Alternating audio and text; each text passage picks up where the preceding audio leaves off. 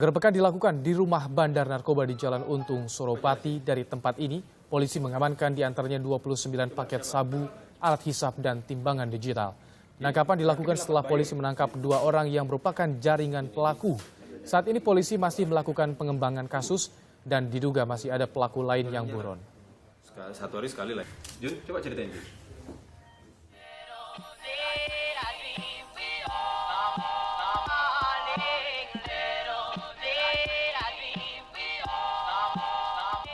Assalamualaikum warahmatullahi wabarakatuh. Perkenalkan, nama saya Akil Muhtar, NIM 3419011, Prodi Komunikasi Penyiaran Islam, Institut Agama Islam Negeri Pekalongan. Saya mendapatkan tugas ujian tengah semester mata kuliah Sosiologi, yaitu menganalisis sebuah video. Lalu, apa sih keterkaitan antara video tersebut dengan materi sosiologi? Seperti video yang saya tampilkan di awal, terdapat beberapa orang yang inisialnya masih dirahasiakan kembali tertangkap polisi setelah mereka keluar dari penjara dengan kasus yang sama, yaitu menjadi bandar narkoba dengan jenis sabu-sabu. Sabu-sabu, ya. Kita sering mendengar kata sabu-sabu. Sabu-sabu adalah jenis narkoba. Nah, narkoba sendiri adalah singkatan dari narkotika dan obat atau bahan berbahaya. Selain narkoba, istilah-istilah lain yang diperkenalkan oleh Kementerian Kesehatan Republik Indonesia adalah NEPZA, yaitu singkatan dari narkotika, psikotropika, dan zat adiktif. Narkotika sendiri adalah zat atau obat yang berasal dari tanaman atau bukan tanaman, baik sintetis maupun semi-sintetis, yang dapat menyebabkan penurunan atau perubahan kesadaran, hilangnya rasa nyeri, dan dapat menimbulkan ketergantungan. Narkoba sendiri memiliki 3 golongan. Golongan yang pertama antara lain ganja, sabu-sabu, kokain, heroin, dan lain sebagainya. Terus golongan kedua.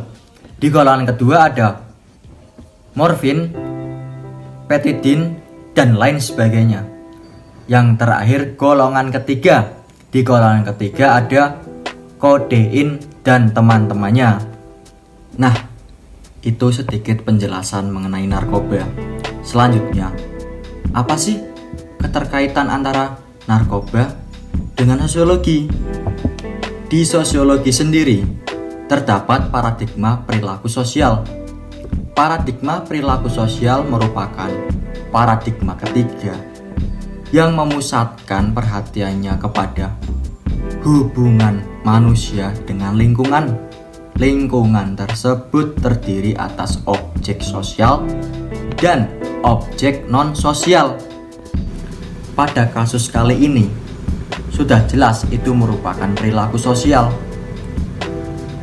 Mereka itu melakukan hal-hal tersebut dilatar belakangi oleh faktor ekonomi. Ya, faktor ekonomi.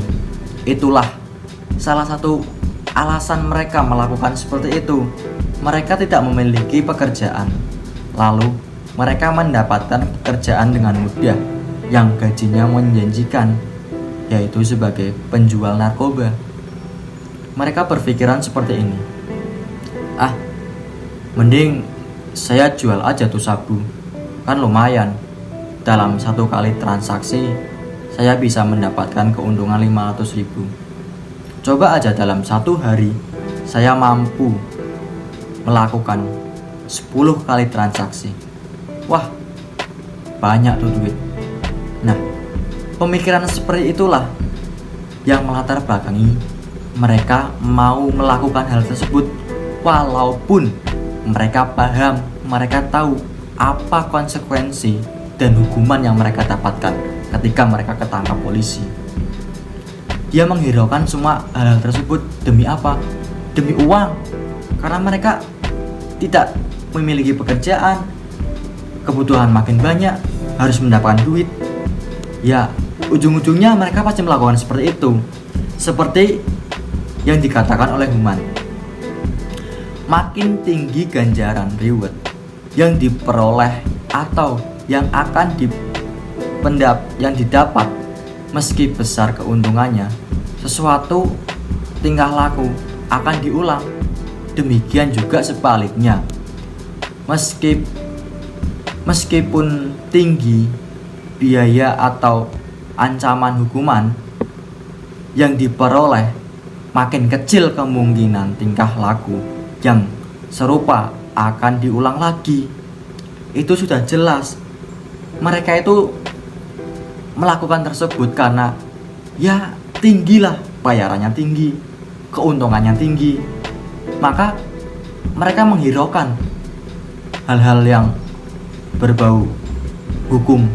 Dia menghiraukan semua itu. Ini menjadi tugas pemerintah. Bagaimana pemerintah bisa menciptakan lapangan pekerjaan sesuai dengan populasi masyarakat Indonesia ini? Kan populasi masyarakat Indonesia sangat tinggi, sedangkan lapangan pekerjaan itu sedikit berbanding terbalik. Nah, coba aja para koruptor di sana tuh, para koruptor itu yang korupsi ratusan juta bahkan sampai miliaran itu menggunakan uang itu sebagai lapangan usaha, lapangan pekerjaan. Pasti masalah-masalah seperti ini dapat diselesaikan dengan adanya lapangan pekerjaan. Mereka mendapatkan fasilitas bekerja. Oke lah, mungkin itu saja yang dapat saya sampaikan. Kurang lebihnya mohon maaf. Sampai ketemu lagi di lain waktu. Wassalamualaikum warahmatullahi wabarakatuh. Bye bye.